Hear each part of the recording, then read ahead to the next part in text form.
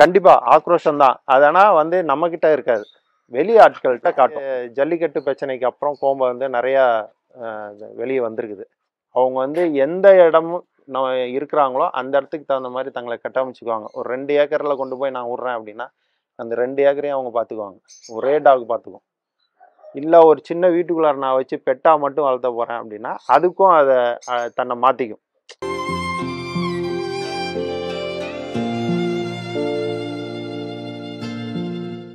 வணக்கங்க. என்னோட நேம் பார்த்தீங்கன்னா ஜான். கெனல் நேம் பார்த்தீங்கன்னா ஜான் ஆலிஸ் கெனல். இது வந்து சென்னை மீஞ்சூரில் இருக்குங்க. ஃபுல்லாக கோம்பை மட்டும்தான் பண்ணுறேன். இந்த கோம்பை வந்து பார்த்தீங்கன்னா காவலுக்கும் சரி, அதே மாதிரி வீட்டுக்கும் சரி, வீட்டு காவலுக்கும் சரி, பண்ணை காவலுக்கு எல்லாத்துக்குமே வந்து பார்த்தீங்கன்னா இது வந்து நல்லாயிருக்கு. மற்ற நோய் எதிர்ப்பு சக்தியெல்லாம் கம்மியாக இருக்கிறதுனால இதை நான் தேர்ந்தெடுத்துருக்கேன். கோம்பை வந்து கோம்பைன்ற ஒரு ஊரில் இருந்து வந்ததுனால அதுக்கு பேர் வந்து கோம்பைன்னு வச்சுருக்குறாங்க. மற்றபடி பார்த்தீங்கன்னா அது ஆக்சுவலாக எல்லா பக்கமும் அந்த மலை சார்ந்த இடங்கள்ல அது வந்து நிறையா இருக்குது. 17க்கு முன்னாடி இருந்தே கோம்பை வந்து நிறைய பேர் பயன்படுத்தியிருக்கிறாங்க. குறிப்பாக வந்து பார்த்தீங்கன்னா இப்போ வந்து ஜல்லிக்கட்டு பிரச்சனைக்கு அப்புறம் கோம்பை வந்து நிறையா வெளியே வந்திருக்குது. அதுக்கு முன்னாடி வரைக்கும் பார்த்தீங்கன்னா கோம்பை, ராஜபாளையம் இதெல்லாம் வந்து கம்மியாக அப்போ இருந்தது. நல்லா தெரிஞ்சவங்க மட்டும் எடுத்து வளர்த்திக்கிட்டு இருந்தாங்க. அதுக்கப்புறம் தான் வந்துட்டு நாட்டு நாயினுடைய முக்கியத்துவத்துக்கு எல்லோரும் வர ஆரம்பித்தாங்க. நம்மளது பார்த்தீங்கன்னா முத வாங்கினது இந்த ஃபீமேல் தான். இது 18ல் நான் வந்து கன்னியாகுமரியில் நாகராஜன்றவர்கிட்ட எடுத்தேன். இது இவருக்கு 6 வயசு ஆகுது.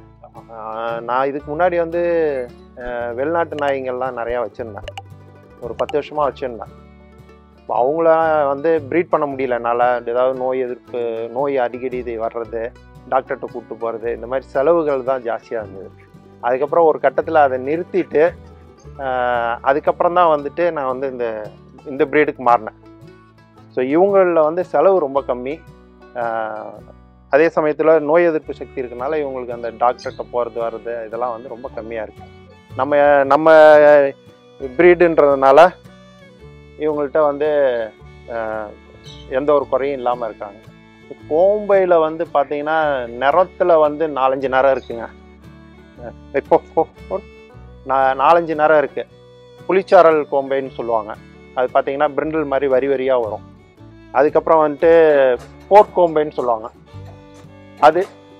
அது வந்து ஒயிட் கொஞ்சம் ஜாஸ்தி மிக்சிங்கில் வரும். ஒயிட் பாதி ஒயிட்டு, நெத்தியில் வந்து நாமம் வர்ற மாதிரி இருக்கும். அது வந்து போர்க் கோம்பைன்னு சொல்லுவாங்க.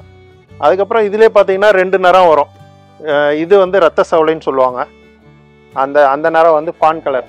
இதிலே 2 இது வந்து ஃபான் கலர், இது ரத்த சவலை. இந்த மாதிரி நிறங்களில் ஒரு 2-3 நிறங்கள் இருக்குது. ரொம்ப பேசுறது பார்த்தீங்கன்னா இந்த கருவாய் சவலைன்னு சொல்லக்கூடிய இதை வந்து எல்லாரும் கேட்பாங்க. மற்ற இதுக்குன்னு பார்த்தீங்கன்னா காவல் குணம் ஜாஸ்திங்க. உங்களுக்கு ரொம்ப நம்மளை வீட்டுக்குள்ளார யாரையுமே அலோவ் பண்ணாது நம்மளை தவிர. ஓனருக்கு வந்து ரொம்ப ராயல்ட்டியாக நடந்துக்கும்.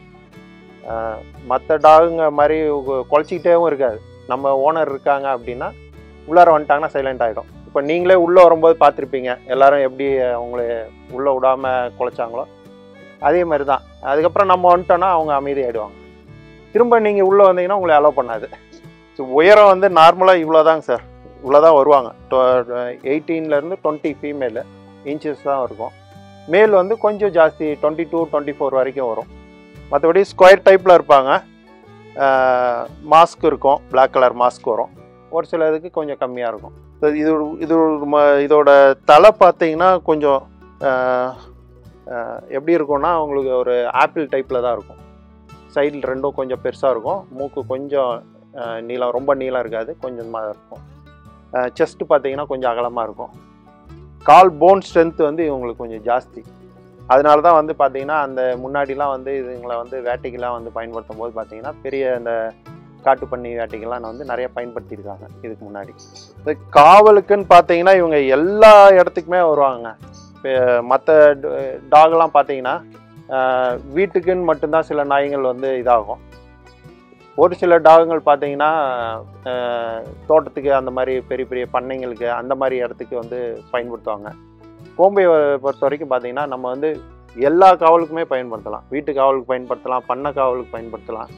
ஒரு அப்பார்ட்மெண்ட்டில் இருக்கிறோமா, தாராளமாக எடுத்து வச்சு வளர்த்தலாம். வீட்டுக்குள்ளாரையே நாங்கள் வளர்த்தணும், பெட்டாக இருக்கணும் அப்படின்னா அதே மாதிரி இவங்க ரொம்ப பெட்டாக இருப்பாங்க. இப்பயே பார்த்தீங்கன்னா தெரியும், பயங்கர விளையாட்டாக தான் இருப்பாங்க. இவங்கள்ட்ட கோபம் மட்டும் இருக்காது, எல்லாமே கலந்து இருக்கும். கோபம் வந்து எப்போ வரணுமோ எப்போ காட்டணுமோ அப்போ மட்டும்தான் அதுங்க. அந்த வெளியாட்கள் யாராவது வீட்டுக்கு வராங்க அப்படின்னா மட்டும்தான் அவங்க கோபத்தை காட்டுவாங்க. மற்ற நேரங்களில் இவங்க வந்து ஒரு ஜாலியான டைப். என்ன கேட்டால் முதல்ல வளர்த்துறவங்க கோம்பை எடுத்து வளர்த்துனாங்கன்னா அதுக்கப்புறம் வேறு எந்த ப்ரீடுக்குமே போக மாட்டாங்க. ஏன்னா இதனுடைய நோய் எதிர்ப்பு சக்தின்றது வந்து ஜாஸ்தியாக இருக்கிறனால இதுக்கு வந்து எந்த செலவும் இருக்காது. ஃபஸ்ட்டு 0 செலவு. சாப்பாட்டை தவிர அவங்களுக்கு வந்து பெருசாக வேக்சின் அந்த இது மட்டும்தான் செலவு பண்ண வேண்டியது இருக்கும். அதுக்கப்புறம் பார்த்தீங்கன்னா வீட்டில் இருக்கவங்களோட ரொம்ப பெட்டாக இருக்கும். அந்த ஒரு இது வந்து இதுங்கள்ட்ட ஜாஸ்தி. வீட்டில் இருக்கவங்களுக்கு உயிரே கொடுக்கும், அந்த மாதிரி டைப் இவங்க. அதனால் ஃபஸ்ட்டு வளர்த்துறவங்க கோம்பை எடுத்து வளர்த்துங்க. ஏன்னா நம்ம ப்ரீடு ஃபஸ்ட்டு இந்த காலநிலைக்கு வந்து இது வந்து செட் ஆகக்கூடிய ஒரு டாக்.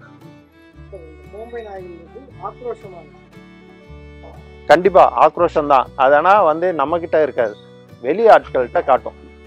சிலர் வந்து கோம்பை எடுக்காதீங்க. நான் ஒரு அப்பார்ட்மெண்ட்டு கொடுத்துருந்தேன். அந்த அப்பார்ட்மெண்ட்டில் இருக்கவங்க எல்லாருமே வந்து டாகை பார்த்துட்டு கோம்பை ஏன் வாங்கினீங்க, அது வந்து ரொம்ப கோவப்படும், அதெல்லாம் வளர்த்த முடியாது அப்படின்லாம் சொல்லி அவங்கள பயமுறுத்திருக்காங்க.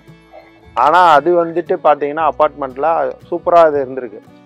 அவங்களோட நல்ல பெட்டாகவும் அவங்க வீட்டிலே தான் வச்சுருக்காங்க. ஸோ இவங்க வந்து அந்த இடத்துக்கு தகுந்த மாதிரி தங்களை வந்து கட்டமைச்சுக்குவாங்க.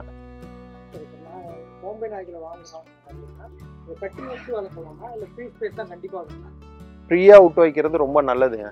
இப்போ நீங்கள் கட்டி வச்சு தான் வளர்த்த முடியும் அப்படின்னா காலையில் சாயந்தரம் 2 நேரம் வந்து அதுக்கு வந்து ஒரு 1 ஹவராவது வாக்கிங் கொடுக்கணும். அப்போ தான் வந்துட்டு அவங்களுக்கு அந்த இதெல்லாம் குறையும். இல்லைன்னா அவங்க வந்து டென்ஷனில் இருக்கிற அது கோவம் அப்போ தான் அதிகமாகும். நம்ம வந்து ஃப்ரீயாக விட்டு வைக்கிறது வந்து ரொம்ப நல்லது.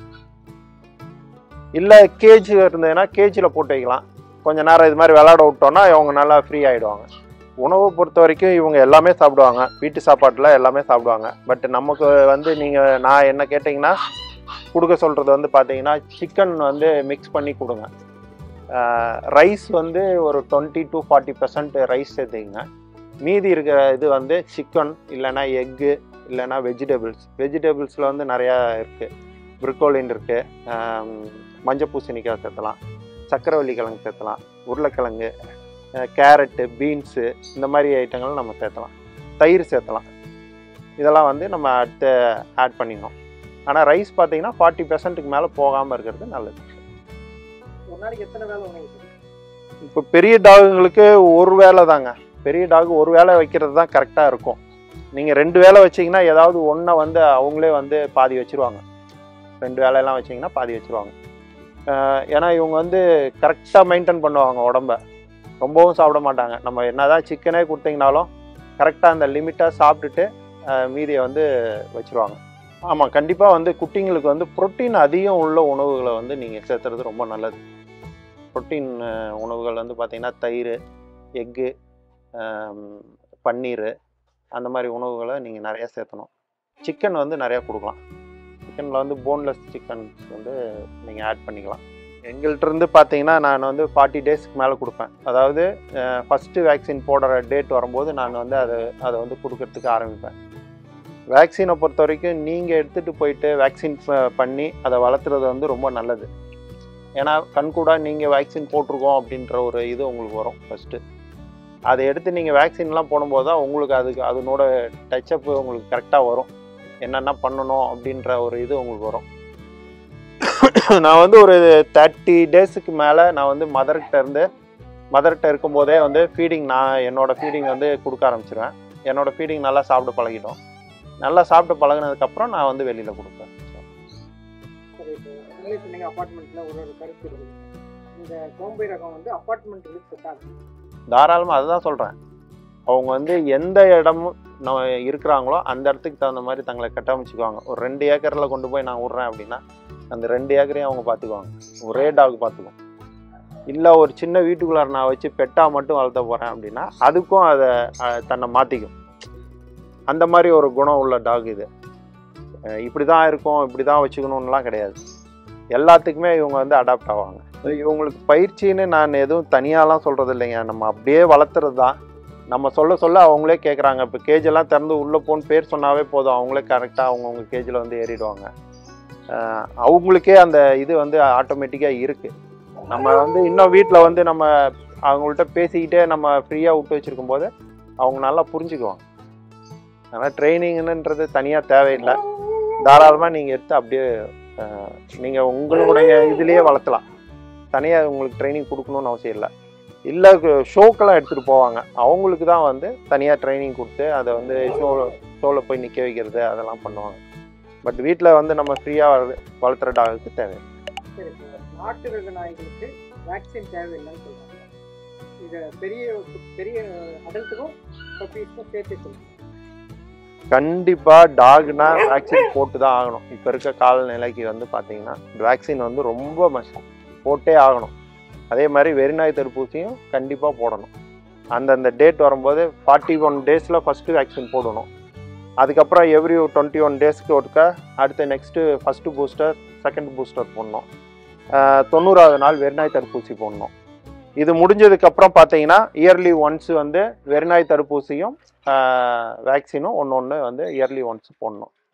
அப்புறம் பூச்சி மருந்து கொடுக்கணும். குட்டியில் வந்து பார்த்தீங்கன்னா இது ஒவ்வொரு தடவை வந்து நம்ம வேக்சின் போடும்போது 21 நாள் கேப்பில் பூச்சி மருந்து கொடுக்கணும். நாட்டு நாய் தான் அப்படின்னு சொல்லிட்டு நான் வந்து வேக்சின் போட வேண்டியதில்லைன்னுலாம் வந்து யாரும் இருக்கக்கூடாது. கண்டிப்பாக போட்டே ஆகணும். கோம்பைக்கு பராமரிப்பு செலவுன்னு பார்த்தீங்கன்னா ஒன்றுமே கிடையாதுங்க. அவங்களுக்கு வந்து வேக்சின் தான் ஃபஸ்ட்டு.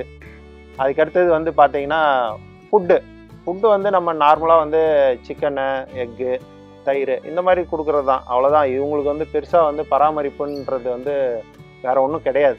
இது கண்டிப்பாக நீங்கள் பார்க்கணுன்றது வந்து பேரண்ட்டை பாருங்கள். ஃபஸ்ட்டு எங்கே ப்ரீட் பண்ணுறவங்கள்ட்ட போங்க. கோம்பை யார் ப்ரீட் பண்ணுறாங்க என்னன்றதை பாருங்கள். அவங்கள்ட்ட போய் இப்போ ஃபஸ்ட்டு வந்து பேரண்ட்டை பாருங்கள். அதுக்கப்புறம் வந்து ஒரு குட்டினா இந்த மாதிரி இந்த குட்டி பாருங்கள். ஒரு மாஸ்க்கு வந்து லைட்டாக இருக்கும் மூஞ்சியில், கண் வரைக்கும் லைட்டாக மாஸ்க் இருக்கும். செஸ்ட்டு கொஞ்சம் பெருசாக இருக்கும். மேலே வந்து ஒரு லைன் வந்து பிளாக் கலர் ஓடும். இதெல்லாம் வந்து குட்டிக்கு வந்து ஒரு நார்மலான ஒரு அடையாளம். அதெல்லாம் விட நீங்கள் வந்து மெயினாக வந்து கோம்பைனா பேரண்ட் இருக்கிற பக்கம் போய் எடுங்க. அதுதான் வந்து நல்லது. இப்போ நீங்கள் எந்த ஒரு ப்ரீட் நீங்கள் வாங்குறதா இருந்தாலும் வந்து மெயினாக பேரண்ட் இருக்காங்களா அப்படின்னு பாருங்கள். அந்த ப்ரீடு வந்து பர்டிகுலராக யார் பண்ணுறாங்க, எப்படி பண்ணுறாங்க அப்படின்றதெல்லாம் நேரில் போய் பாருங்கள். பார்த்து உங்களுக்கு வந்து 4 குட்டி இருக்குன்னா 4 குட்டியில் எது நல்ல குட்டியாக இருக்குது அப்படின்றத பார்த்து செலக்ட் பண்ணிடுங்க. அதுதான் நல்லாயிருக்கும். தாராளமாக கொடுக்கலாங்க, எல்லா உணவுகளும் கொடுக்கலாம். வீட்டு உணவு மட்டுமே நம்ம வந்து எல்லா நேரமும் கொடுத்துட்டு இருக்க முடியாது. ஏன்னா சில சமயங்களில் வந்து நம்ம வந்து எங்கேயாவது வெளியூர் போகிற மாதிரி இருக்கும். அப்போ வந்து நம்ம வந்து பக்கத்தால் யார்கிட்டையாவது இந்த ஃபுட்டு கடையில் விற்கிற ஃபுட்டுங்களை வாங்கி பெடிகிரி அந்த மாதிரி ஏதோ ஒரு ஃபுட்டு வாங்கி அவங்கள்ட்ட நம்ம கொடுத்து போட சொல்லிட்டு நம்ம ஊருக்கு போயிட்டு வரலாம். ஏன்னா மற்றவங்க சமைச்சு வைக்கிறது கொஞ்சம் கஷ்டம் இவங்களுக்கு. அதனால் அந்த மாதிரி நேரங்களில் வந்து நம்ம கொடுத்துட்டு போகும்போது இவங்க சாப்பிடணும். நம்ம புதுசாக ஒரு ஃபுட்டு கொடுக்கும்போது சாப்பிடாதுங்க. அதனால் வந்து நீங்கள் வந்து அந்த மாதிரி ஃபுட்டுங்களை வந்து பழக்கப்படுத்திக்கிறது நல்லது. கோம்பைக்கு பொறுத்த வரைக்கும் எல்லா ஒரு டெம்பரேச்சர்லேயும் வந்துடுவாங்க. பட் வெயில் நேரத்தில் மட்டும் அவங்களுக்கு வந்து தாங்காதுன்னா எல்லா டாகுக்குமே வந்து வெயில்னா கொஞ்சம் கஷ்டம்தான். அந்த நேரத்தில் மட்டும் நம்ம வந்து தரையெல்லாம் கொஞ்சம் ஈரமாகவும் அதுங்களை வந்து ஒரு மத்தியான நேரத்தில் லைட்டாக தண்ணிங்களை அடிச்சு விட்றதும் அந்த மாதிரி நம்ம பண்ணி விட்டோம்னா போதும். மற்றபடி வந்து எல்லா சீதோஷ்ண நிலைக்கும் இவங்க வந்து அடாப்ட் ஆகிடுவாங்க. கோம்பை ரக நாய்களுக்கு பொதுவாக என்ன மாதிரியான நோய் வரும், அதுக்கான தீர்வுன்ற மாதிரி ஏதாவது? என்கிட்ட இது வரைக்கும் அந்த மாதிரி எதுவும் இப்போ பர்டிகுலராக இவங்களுக்குன்னு எதுவும் தனியாக வந்த மாதிரி இல்லைங்க. இவங்களுக்கு வெறும் வேக்சின் தான் போடுவேன். மற்றபடி ஸ்கின் ப்ராப்ளம் கூட இவங்களுக்கு வரல இது வரைக்கும். அதுக்கப்புறம் வந்து பார்த்தீங்கன்னா டிக்குங்க பிரச்சனை வரும். அந்த பிரச்சனை கூட இப்போ ஆரோக்கியமாக இருக்கிற நாய்ங்களுக்கு வர்றது கிடையாது. இப்போ இவங்களுக்கெல்லாம் யாருக்குமே டிக்கு கிடையாது.